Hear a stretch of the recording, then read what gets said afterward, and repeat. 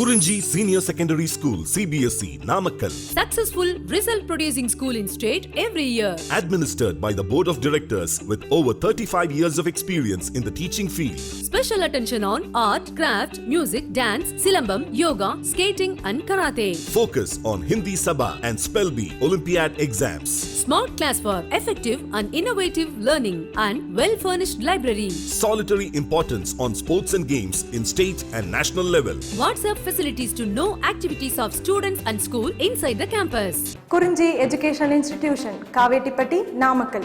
Admission in progress. CBSE, KG to 12, contact 9025895176. Metric 6 to 12, contact 9344567484. For online admission, log on to www.kurinjischoolnkl.in. In continuation to the last class, in this class we start with exercise problem 16. Okay, right.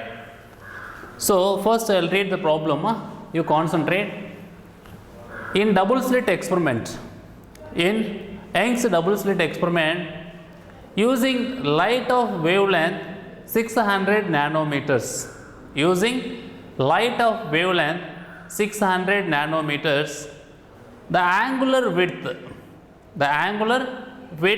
of a fringe formed on a distant screen is 0.1 degrees.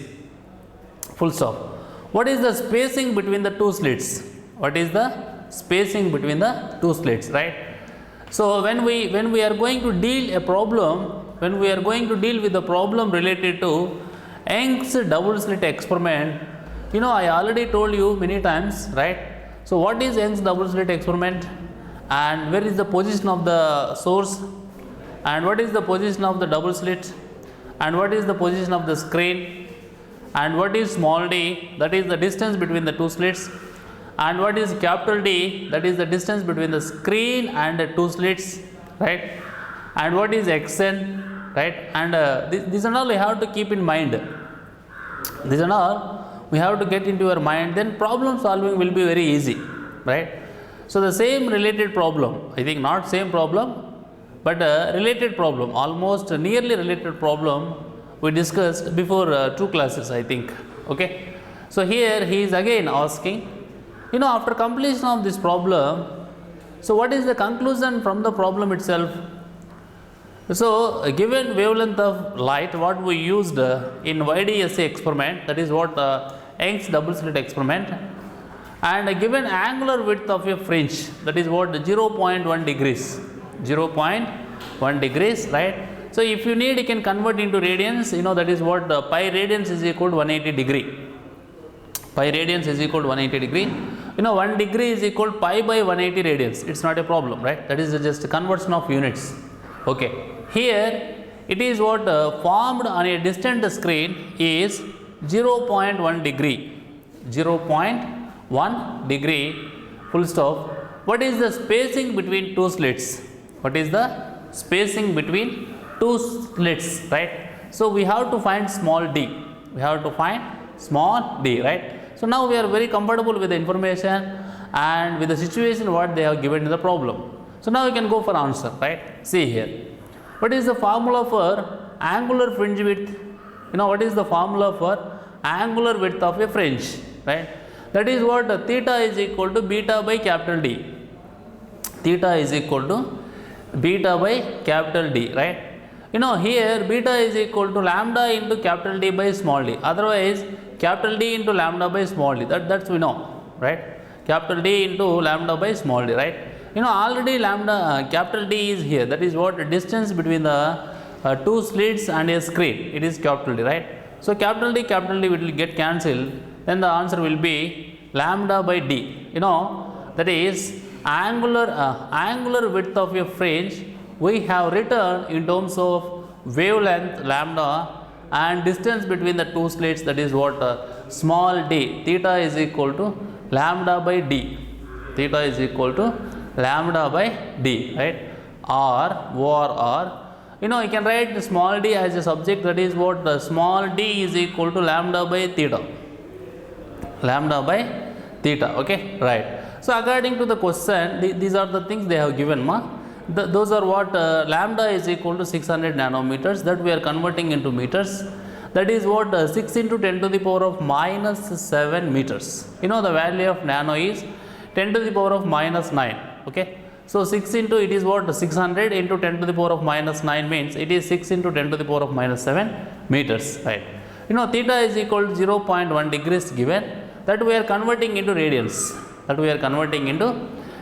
Generally we used to take the angle in radians. Okay. Right. So 0.1 degrees is equal to, 1 degree is equal to pi by 180 radians, as I told just now, I think before 2 minutes, right? So it is what 0.1 by 180 into pi radians 0.1 into pi by 180 radians, right? So because of this these two values, and which we will substitute in the given relation, that is what we got it, small d, distance between the two slits. That is what spacing between the two slits, small d is equal to lambda by theta, and lambda value, that is what 6 into 10 to the power of minus 7, and it is theta. Theta is equal to actually 0.1 divided by 180, ma. But if you do mathematical process, the 180 will come to the numerator, then it will be 6 into 10 to the power of minus 7 into 180 by 0.1, right? So totally this value gives us 3.44 into 10 to the power of minus 4 meters, which is the spacing between the two slits, right? So in this problem, by having the wavelength of light, what we used in YDSE experiment, and the angular width of a fringe formed on a distance screen, we calculated, or we found spacing between two slits, that is what small d is equal to 3.44 into 10 to the power of minus 4 meters, right? So this model problem is important. Here even this problem itself is important, and this formula what I told you, beta is equal to capital D into lambda by small d, this formula is romba important, right? In the point of NEET or in the point of mains, this formula is very very important, ma. I already told you the same thing before, but once again I am repeating, right? Next, see here. So after 16th problem, now look at 17th problem, right? 17th exercise problem. See here. In the 17th problem, there are sub things, that is what A, B, C, D, E, right? So 5 things are there. So for these 5 things we have to answer, right? That's why you please be focused. One by one I will explain you, right? You please be focused, and whether the information is present here or not, it doesn't matter. You don't bother about that. I will explain you clearly, right? So whether the information is present here or not. For example, here we have questions A, B, C, D, E, right? So from here onwards, answer starts, right? So suppose for example, for A we have answer here, right? For B and C also, if whether answer is present or here, you don't bother, but I will explain you orally, okay? See here. First question. First I will explain you A, ma, then I will go for B, then I will go for C, like that, right? So at a time I am not going to explain first questions, all questions, and then all answers I won't explain. First A, and then I will go for answer, next B, and then I will go for answer, like that. So in that manner I will explain you, okay? Right, first A. In a single slit diffraction experiment, the width of the slit is made double the original width. How does this affect the size and intensity of the central diffraction band? The question is, what is single slit diffraction experiment? We know, right? And the pictures also we got it when we were in a discussion about single slit diffraction experiment, right? So what is diffraction, right? So what is meant by diffraction? Diffraction is also a natural phenomena, right, in which light bends when it meets sharp edges, right? Right? So the refraction and diffraction, the thing is the light is going to bend, but in case of refraction, light bends when it enters from one medium to another medium, right? So in case of refraction, light bends at the point of separation of both the media, when it enters from one optical medium to another optical medium. But in case of diffraction, right, light bends at the sharp edges, okay, right. So, this is what this question is related to single slit diffraction experiment. Here the question is, the width of slit is made double the original width. So, he is changing the width of the slit, okay. So, in the initial case it is, suppose for example x means, in the second case it is what 2x, double the original width. The question is, how does this affect the size and intensity of the central diffraction band, okay, right. So, in that experiment, what is the central diffraction band, whether it is bright or dark? As you move away from the central diffraction band, that is what along a positive y-axis.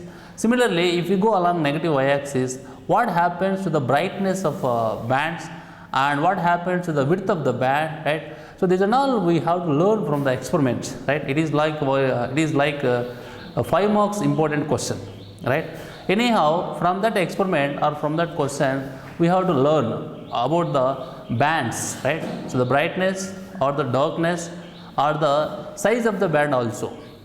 And after that, so generally the direct things what we have to find is intensity of the band and number of the band also, okay, right. Here, so in a single slit diffraction experiment, the width of the slit is made double the original width. How does the slit is made how does this affect the size and intensity of the central diffraction band, okay, right. Come to the answer, see here, it is what answer. You know the formula for width of a central maximum. The formula for width of a central maximum. So, what is the formula for width of a central maximum? It is what?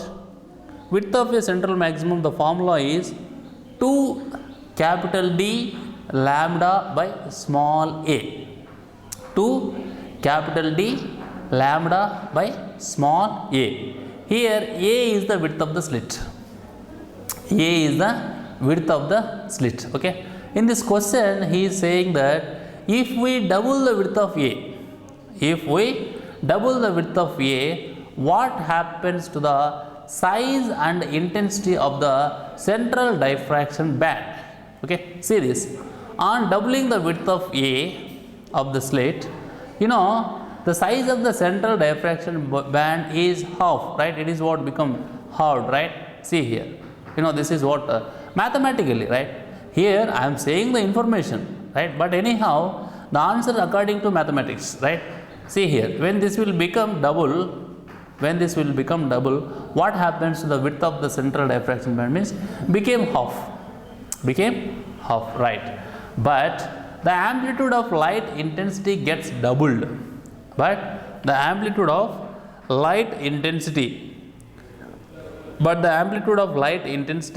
gets doubled.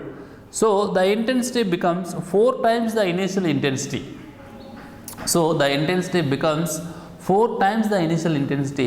The formula I is directly proportional to a square. So, when the amplitude becomes double, square is there, right.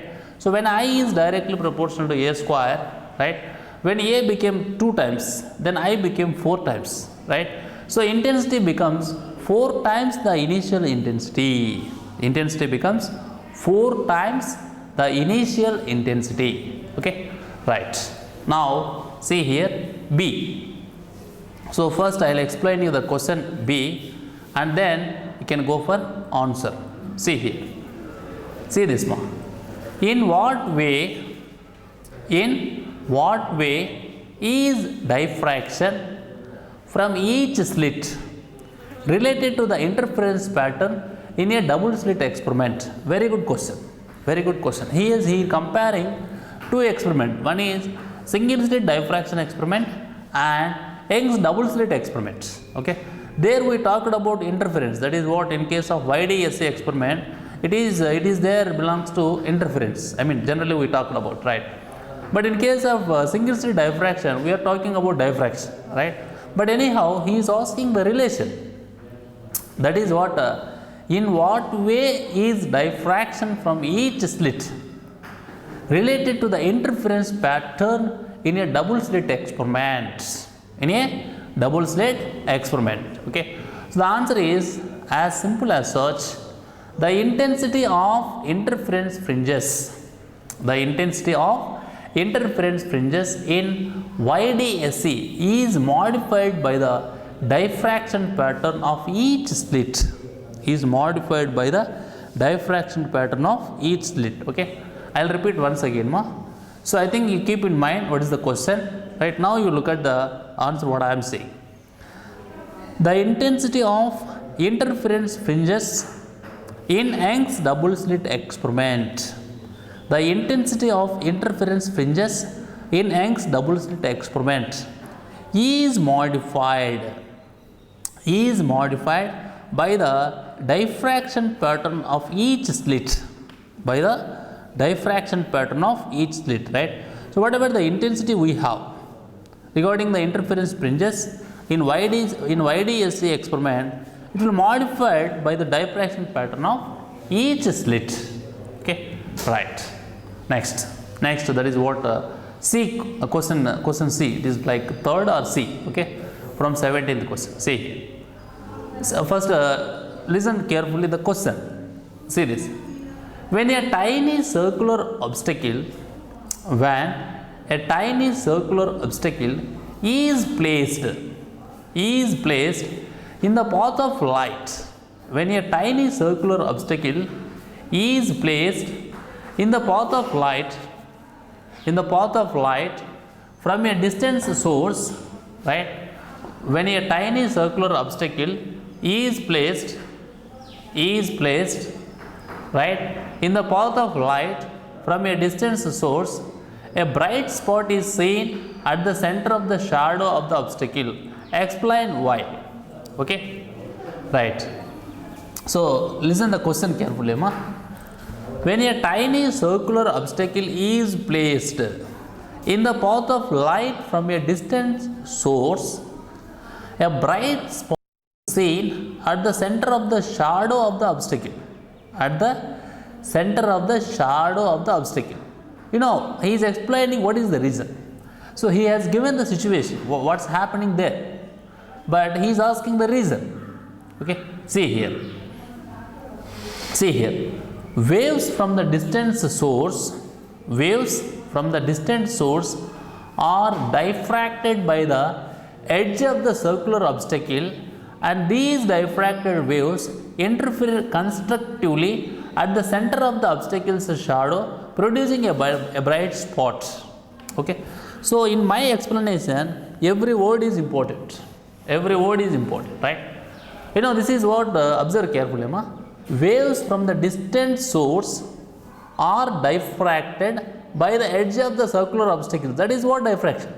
When a light meets a sharp edges, it bends. That is what diffraction. Okay, so waves from the distant source are diffracted by the edge of the circular obstacles, and these diffracted waves interfere constructively at the center of the obstacle's shadow. So when there is a constructive interference, you can expect a bright band. So that these rays, these waves which interfere constructively, producing a bright spot, right? Okay, so this is about C. Next, I am going for D. See here. First, see the question. Two students are separated by a 7 meters partition wall in a room 10 meters high, right? You know, he is talking about the thickness of he is talking about the, you know, are separated by a 7 meters partition wall, right? Okay, and then he is talking about the dimensions, 7 meters partition wall in a room, and you know, 10 meters height. So height is 10 meters is the height of the room. 10 meters is the height of the room. Okay, right. Now if you see here, it is what if both light and sound waves, if both light and sound waves can bend around obstacle, how is it that the students are unable to see each other even though they can converse easily? Even though they can converse easily, right? You know, in this question D, he is concentrating on the diffraction of sound and lights, right? Sound and light. That is you have to keep in mind. Okay, right? And you know, I will repeat the question once again. Two students. You just imagine the situation, right? Two students are separated by a 7 meters partition wall in a room 10 meters high. If both light and sound waves can bend around the obstacles, how is it that the students are unable to see each other? Unable to see each other even though they can converse easily. Okay, right. Now I'm going for answer, right? You just focus. You see, every sentence is important here, right? First, for diffraction or bending by obstacles, apertures by a large scale, the size of the latter should be compared to the wavelength, right? See here, for diffraction or bending by obstacles, apertures by a large, right? Apertures by a large angle, the size of the latter should be compared to the wavelength. If the size of obstacle or aperture, is much too large compared to wavelength, diffraction is by a small angle. Diffraction is by a small angle. You know, the size of the partition wall is of the order of few meters. Wavelength of sound waves is generally 0.3 meters for 1 kilohertz frequency. So he is comparing the sizes. So size of the obstacle, that is what wall is already given, it is what, like 7 meters. And you know, that is what wavelength of light, sound waves. Okay, sorry, here he is talking about sound waves. Wavelength of sound waves is 0.3 meters for 1 kilohertz frequency. Is comparable to the size of the partition, but wavelength of light is much small. You know, that is what 7 meters, it is what 0.3 meters. So it is much small. So when it is small, sound waves can bend around the partition while light moves cannot. Light moves cannot. Okay. So I will repeat once again the answer and you just focus, right? See here. For diffraction or bending by obstacles, apertures by a large angle, the size of the latter should be comparable to the wavelength. You know, this is the fact already we came to know, that is what I used to say. That is what the size of the obstacle and comparing to the size of the wave is very important, whether it is sound or light. Based on that only we will decide. So here also he is doing the same. See here. If the size of the obstacle or aperture is much too large compared to lambda, diffraction is by very small angle. You know, in case of sound, that is what the size of the partition wall is of the order of few meters.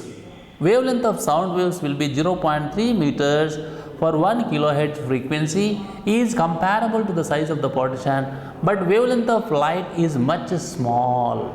That is what 5 into 10 to the power of minus 7 meters. So sound waves can bend around the partition, but light moves cannot. Okay. So here he is talking about both the sound and light, and you just compare itself. It is what 5 into 10 to the power of minus 7 means almost very I mean I can't say in words, that is what very small. You know, it is what 7 meters, and in case of sound it is 0.3 meters, and okay, comparable because it is also 7 meters and it is 0.3 meters. But what about this? It is what almost like 0.6 zeros and 5. So it is almost very small, no? That's why sound waves can bend. So sound waves can diffract, but light waves cannot. That is the answer. Next, see here, that is what E. So the last one from 17th exercise problem. Ray optics is based on the assumption that light travels in a straight line. Okay, this point is we know that therimo. Diffraction effects in the bracket he has given, observed when light propagates through small apertures or slits or around small obstacles. Okay, it is the definition of diffraction, right? So diffraction effects disprove this assumption. So what is this assumption? This assumption. Diffraction effects disproves this assumption. Yet the geometrical optics assumption is so commonly used in understanding location and several other properties of images in optical instruments. What is this justification? Right? So he is giving what is the nature of light regarding the ray optics, right? And he is talking about diffraction. That is what the wave picture of light, right? The diffraction effects disprove this assumption. So what is that assumption? This is what like a straight line regarding the diffraction. And he is also continuing the problem. Yet the geometrical optics assumption is so commonly used in understanding location and several other properties of images in optical instrument. That we know. That is what a microscope, right? Compound microscope, before that simple microscope. Then what is a telescope, terrestrial telescope, right? And that is what astronomical telescope, right? So there we got it, the importance of ray optics, the three more, right? So he is asking, what is this justification? What is this justification? Okay, see here, see, observe carefully, see here. In ordinary optical instruments, the sizes of the apertures are much larger than the wavelength of light, right? I hope you have to imagine. In ordinary optical instrument, the sizes of apertures are much larger than the wavelength of light. So diffraction effects are negligibly small. So diffraction effects are negligibly small. Hence I didn't write here, but I am saying, hence, what is that? The assumption that the light travels in straight lines can be safely used in the optical instruments. So as simple as such, what he is saying, in case of E, he is saying that in ordinary optical instruments, the sizes of apertures are much larger than the wavelength of light. It is a fact. So this is the reason why we can neglect diffraction effects and why we can consider mostly only the straight line traveling nature of light. That is according to ray optics. That is according to ray optics. Okay, that is what he is saying. Okay, right. So in this class, we concentrated on problem number 16 and 17, problem number 16th and 17th exercise problem. So in 16th problem, by giving wavelength of light and angular width of a fringe, we calculated, that is what distance or otherwise distance between the two slits, right? Distance of spacing or distance between the two slits, right? Next, in question number 17, they have given 5 different, that is what, sub questions like that. So for everything, if he is asking reason, we are giving. If he is explaining also, we did, right? Okay. So that is all about 17th question. So out of these two things, 17th question is very, very important, right? So it helps you a lot to learn the subject and while solving the problems also. Okay, right? So you see the 17th question again and again, and you try to develop the knowledge about the validity of ray optics over wave optics and the important points what we come across in our discussion. Okay, right? Thank you. We will continue in the next class.